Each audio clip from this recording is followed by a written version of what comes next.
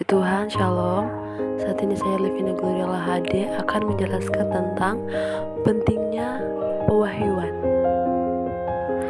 Seperti yang kita ketahui, pewahyuan adalah usaha Allah untuk menyatakan dirinya baik dalam perkataan atau apa yang dia lakukan dalam kehidupan kita sebagai orang percaya. Nah, mengapa pewahyuan itu penting? Karena yang pertama, pewahyuan ini adalah inisiatif Allah kepada manusia untuk manusia memiliki kesempatan mengenal dan memahami Tuhan lewat karyanya, firman-Nya, dan lewat perbuatannya. Nah, yang kedua, tanpa pewahyuan manusia itu buta tentang Allah. Bisa kita lihat dalam 1 Timotius 6 ayat 16 dan Yohanes 1 ayat 18. Kita tidak mampu untuk memahami kebenaran kalau Tuhan tidak menyatakan dirinya kepada kita, karena Allah itu adalah transenden, Allah yang tak terjangkau, Allah yang tempatnya yang maha tinggi. Tidak mungkin manusia menjangkau Allah. Oleh sebab itu, penting sekali pewahyuan untuk kita pahami dengan benar, karena pewahyuan ini adalah kesempatan kita untuk mengenal dan memahami Allah. Nah, yang ketiga, Allah mewahyukan segala sesuatu tentang dirinya dalam Alkitab. Pertanyaan ini mungkin sering sekali muncul dalam pikiran kita.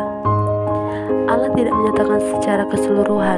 Yang tertulis dalam Alkitab adalah segala sesuatu yang Allah inginkan manusia ketahui.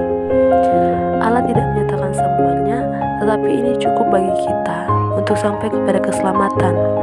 Dan bukan hal yang kurang kalau Allah tidak menyatakan secara keseluruhan kepada manusia, karena Allah tahu manusia itu terbatas.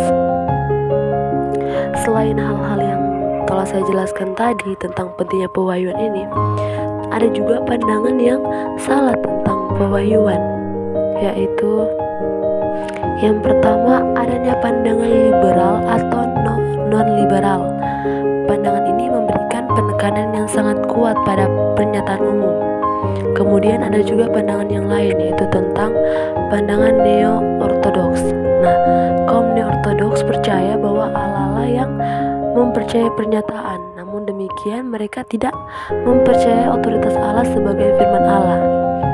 Nah, inilah sebabnya mengapa sangat penting bagi kita mempelajari mengenai tentang pentingnya pewahyuan. Selanjutnya, kita masuk dalam pengilhaman. Pengilhaman diambil dari kata dasar ilham.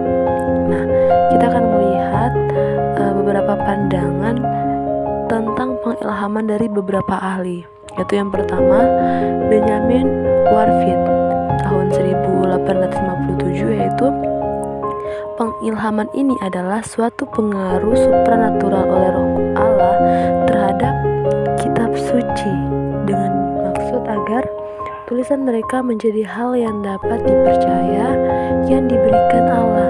Jadi, pengilhaman adalah supranatural dalam arti Roh Kudus. Yang kedua, menurut Edward Joseph Young 1907 sampai dengan 1968, ilham adalah bimbingan Roh Kudus terhadap para penulis kitab suci, sehingga kitab suci memiliki otoritas dan kelayakan ilahi. Dengan demikian bebas dari salah. Yang ketiga, menurut Harry Clarence Thiassen 1893 sampai dengan 1947, Roh Kudus menuntun dan mengawasi para penulis Alkitab sedemikian rupa sambil memakai keunikan ingin mereka tuliskan tanpa tambahan maupun kesalahan.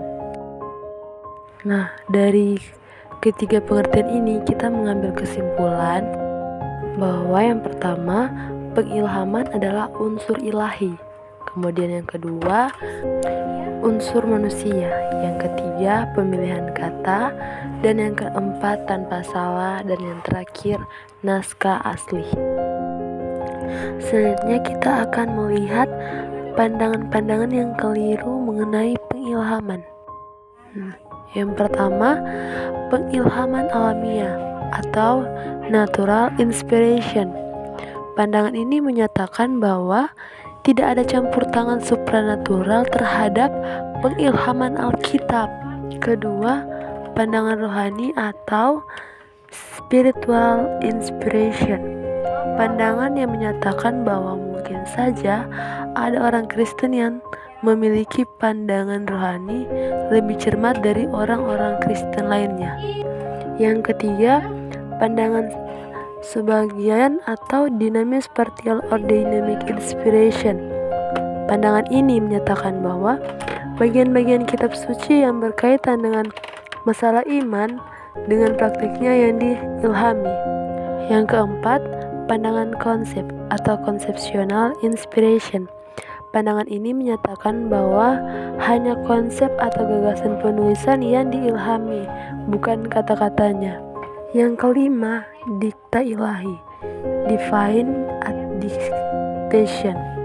Pandangan ini menyatakan bahwa alam tekan kata-kata dalam kitab suci dari kemudian orang-orang yang menulisnya secara pasif. Selanjutnya kita akan melihat pengilhaman dalam pandangan Alkitab.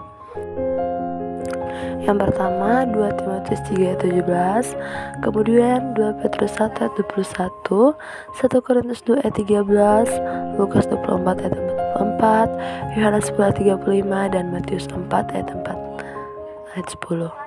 Puji Tuhan, sekian pemaparan video dari saya. Terima kasih, Tuhan Yesus memberkati.